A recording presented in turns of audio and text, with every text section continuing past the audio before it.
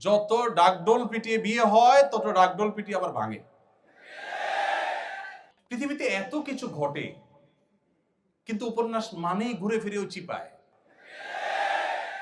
ওই অবৈধ সম্পর্ক, ওই হারাম রিলেশন, ওই 2 নম্বর পথ, ওই বাবা মার অবাধ্যতার পথে নিয়ে যাওয়া, ওই ক্যারিয়ার ধ্বংস করে দেওয়া, পড়াশোনা ধ্বংস করে দেওয়া, ঈমান আমল শেষ করে দেওয়া, তারুণ্য শেষ করে দেওয়া, এরা এদেশের তারুণ্যের সবচেয়ে বড় শত্রু।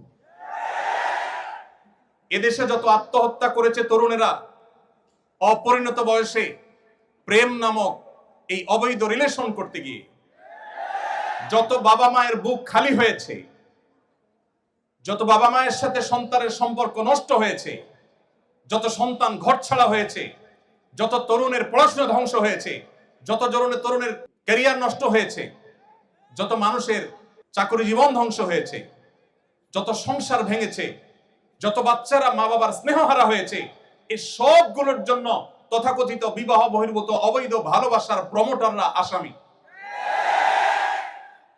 এরা কেউ এই সমস্ত অপরাধের দায় এড়াতে পারে না। এরা আপনাকে সকাল বিকাল অভিনয় করে দেখাবে কিভাবে প্রেমকে জয় করতে হয়। মা বাবার অবাধ্য হয়েও নিজের অবৈধ কাজের সঙ্গীর হাত ধরে চলে যেতে হবে, সমাজকে বৃদ্ধাঙ্গুলি দেখিয়ে, মা বাবাকে বৃদ্ধাঙ্গুলি দেখিয়ে এটাকে পজিটিভলি তারা তুলে ধরবে। হ্যাঁ, অবশেষে নাটকে, সিনেমায়, নোবেলে প্রেমের জয় হয়েছে, মা বাবা হাসছে, সবাই পাশে মাইনে নিছে। এসব যারা সারাদিন দেখায় আপনাদেরকে, মানে প্রেমের যারা প্রশিক্ষক, আপনাদের এই 2 নম্বর কাজে যারা প্রশিক্ষক, এই প্রশিক্ষক বেচারাদের দুরবস্থা হলো, দেখবেন তাদের এক একজনের জীবনে 5টা, 7টা, 9টা, 10টা বিয়ে হয়েছে। যত আওয়াজ করে বিয়ে হয় তত আওয়াজ করে ভাঙে। এরা নিজেরাই তো ব্যর্থ। এরা আপনাদেরকে কি প্রেম শিখাবে? প্রেম শিখবেন মসজিদের ইমাম সাহেবের কাছে, প্রেম শিখবেন মাদ্রাসার হুজুরের কাছে। বউ ছাড়া বেচারা কিচ্ছু বুঝে না। নিজের ভালোবাসা সব উজাড় করে দিয়েছে তার বৈধ সঙ্গীর জন্য। আকাম কুকাম করে অজায়গায় কুজায়গায় ভালোবাসা বিলায় না। পশ্চিমাদের মোরালিটি শেষ হয়ে গেছে।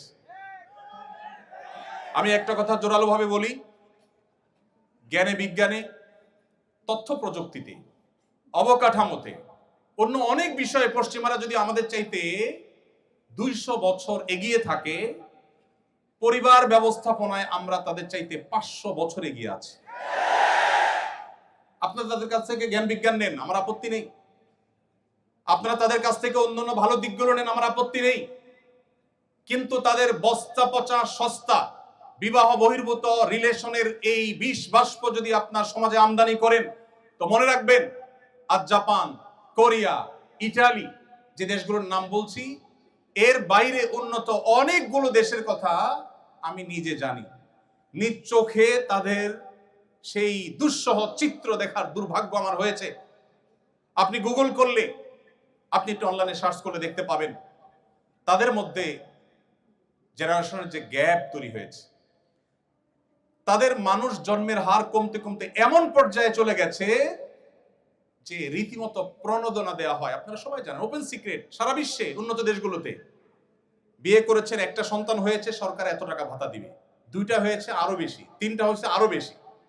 যারা একসময় জন্ম নিয়ন্ত্রণ করার জন্য সকাল বিকাল আমাদেরকে সবক শিখাইতো, তারা এখন জন্মের হার বাড়াবার জন্য টাকা পয়সা দিয়েও বাড়াতে পারছে না। আমার দেশের ভার্সিটির স্টুডেন্টরা, মেধাবী ছেলেরা এম্বাসিগুলোতে দাঁড়ালেই পটাপট ভিসা দিয়ে দিচ্ছে। হোয়ারেজ আপনার আমার মতো অনেক মানুষ দাঁড়ালে ভিসা দিচ্ছে না, রিজেক্ট করে দিচ্ছে। কেন ভিসা দিচ্ছে? কারণ ওদের তো মানুষ নাই, ওদের মানুষ দরকার, দেশ চালানোর জন্য মানুষ নাই। তাদের বিবাহ বহির্ভূত সম্পর্ক, হারাম রিলেশন, আল্লাহর যে সিস্টেম সেটাকে পরিবর্তন করার প্রবণতা এবং টেন্ডেন্সি তাদেরকে এমন একটা জায়গায় নিয়ে দাঁড় করিয়ে দিয়েছে যে তাদের দেশে এখন মানুষ নাই। মানুষের জন্মের হার কমতে কমতে এমন পর্যায়ে চলে গেছে, একটা দেশ চালাবার জন্য যে মানুষগুলো দরকার সেগুলো পর্যন্ত বাহির থেকে হায়ার করে আনতে হয়। তারা রিফিউজিদেরকে ওয়েলকাম করে। সেটা যতটা না মানবিক কারণে, তার চাইতে বেশি হলো তাদের দেশে যে জনবলের সংকট আছে সেটিকে সমাধান করবার জন্য। মুসলমানের সন্তান সেই সংস্কৃতি যদি আপনি আপনার দেশে আমদানি করেন, আপনার জীবনে আমদানি করেন, আপনার সমাজ শেষ হয়ে যাবে, পরিবার ধ্বংস হয়ে যাবে। ডক্টর খন্দকার আব্দুল্লাহ জাহাঙ্গীর রহমাল্লাহ একটি চমৎকার কথা আছে। স্যার বলতেন, ইসলামী দণ্ডবিধিতে সবচেয়ে করুণ, সবচেয়ে কঠিন শাস্তির কথা বলা হয়েছে কোন বিবাহিত দম্পতি তারা যদি পরস্পরের মধ্যে হারাম রিলেশনের মধ্যে জড়িয়ে যায়, জেনা করে, সবচেয়ে কঠিন এবং নির্মম শাস্তির কথা বলা হয়েছে। But why? কেন এই নির্মম শাস্তির কথা বলা হয়েছে? দুজন মানুষ, তারা দুইজনে সম্মত হয়ে একটা অপরাধে লিপ্ত হয়েছে, আল্লাহ তাদের শাস্তি দিবেন, ভালো কথা। দুনিয়াতে এত নির্মম শাস্তি কেন? তারা তো কারো কোনো ক্ষতি করে নাই, সমাজের কোনো ক্ষতি করে নাই। স্যার বলেছেন, তারা সমাজের সবচেয়ে বড় ক্ষতিটা করেছে কি? এই টেন্ডেন্সি যদি ডেভেলপ হয় একটা সমাজে, কি হতে পারে? মানব সভ্যতা হারিয়ে যেতে পারে ওই সমাজ থেকে বা পৃথিবী থেকে। মানুষের মধ্যে সন্তান জন্ম দেওয়ার যে স্বাভাবিক টেন্ডেন্সি, এটা যদি একবার চলে যায়, এটা নতুন করে সৃষ্টি করা কঠিন। পশ্চিমাদের চাইতে কেউ এই সকরুণ পরিস্থিতি ভালো করে উপলব্ধি করতে পারছে না আজ। যারা উন্নত দেশগুলোতে গিয়েছেন, সেখানে পড়াশোনা করেছেন, স্যাররা অনেকে গিয়েছেন নিশ্চয়ই, তারা ভালো করে বলতে পারবে। এই জন্য মুসলিম তরুণ ভাই আমার, আল্লাহর ওয়াস্তে এই অবৈধ সম্পর্ক করে নিজেকে ইউ মনে করেন না। যারা এই অবৈধ সম্পর্কে লিপ্ত হন, আপনি সবচেয়ে সেকেলে, আপনি সবচাইতে আনস্মার্ট, সবচেয়ে স্মার্ট, সবচেয়ে বুদ্ধিমান তরুণ সে, বুদ্ধিমান তরুণী সে, যা তার সমস্ত আবেগ অনুভূতি গুলোকে বৈধ রিলেশনের জন্য জমিয়ে রাখে, অপেক্ষা করে। এত ভালোবাসাবাসী আপনাদের, এরপরে ঘরে ঘরে কেন বিবাহ বিচ্ছেদ এত বাড়ছে? আপনি পত্রিকার পাতা খোলেন, যেই হারে বিবাহ নিবন্ধন হয়, ওই হারে বরং কোনো কোনো ক্ষেত্রে তার চাইতে বেশি তালাকের নিবন্ধন হচ্ছে, ডিভোর্সের নিবন্ধন হচ্ছে। কেন রে ভাই? আমি এই কথাটা বিভিন্ন জায়গায় বলার চেষ্টা করি। আপনাদের যুগে বা আমাদের যুগে এখন ভালোবাসা বিনিময়ের যত রাস্তা আছে, ফেসবুকে লিখে পাঠাতে পারছেন কি আই লাভ ইউ স্ত্রীকে, আমি বৈধ ক্ষেত্রে বলছি, আবার উনিও আপনাকে বলছেন টু। আপনি চাইলে ইমোতে করতে পারছেন, ফোন কলে বলতে পারছেন, মেসেজ পাঠাতে পারছেন, কত কাহিনী করতে পারছেন। সকালে নাস্তা করাচ্ছেন, বিকালে চাইনিজ খাওয়াচ্ছেন, ফুচকা খাওয়াচ্ছেন, চটপটি খাওয়াচ্ছেন, ভালোবাসা দিচ্ছেন, 3 পিস জামা একটা পরে 5টা দিচ্ছেন, বাট ভালোবাসা থাকছে না। সব মেড ইন চায়না হয়ে গেছে। আর আগের যারা ছিলেন আমাদের মুরব্বীরা, এখানে 2-1 মুরব্বী দেখা যাচ্ছে, এই মুরব্বীদের ভালোবাসাগুলো এক একটা সব মেড ইন জাপান। এত স্ট্রং। দেখবেন চাচাকে যদি যায় বলেন, চাচা, চাচির ব্যাপার আমার ডাউট হয়, কার সাথে যেন কথা বলে, দেখবেন কানের নিচে সর্বশক্তি সঞ্চয় করে একটা চড় মেরে দিবে যে বেয়াদব, তুই কল্পনা করলি কিভাবে? কারণ চাচার ওই যে সারা জীবনের বৈধ ভালোবাসা সব জমিয়ে রাখছে, সব দিচ্ছে, দুজনের মধ্যে কোনো খাদ ছিল না, ভালোবাসাটা পুরানি খাদ।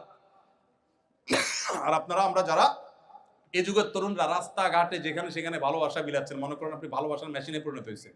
আপনি ভালোবাসার সবচেয়ে বড় ভিখারি এবং সবচেয়ে বড় অভাবী।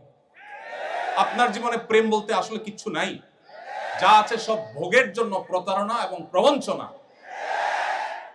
আল্লাহর নবীর আনিত এই দ্বীন এবং শরিয়াকে যদি মেইনটেইন করেন আপনার ব্যক্তিগত জীবনে, আপনার চরিত্র যদি হেফাজত করেন, নবী সাল্লাল্লাহু আলাইহি ওয়াসাল্লাম বলেছেন, মাইয়াহফাজনি মা বাইনা লিহিয়াইহি ওয়া মা বাইনা রিজলাইহি আদমাল্লাহুল জান্নাহ।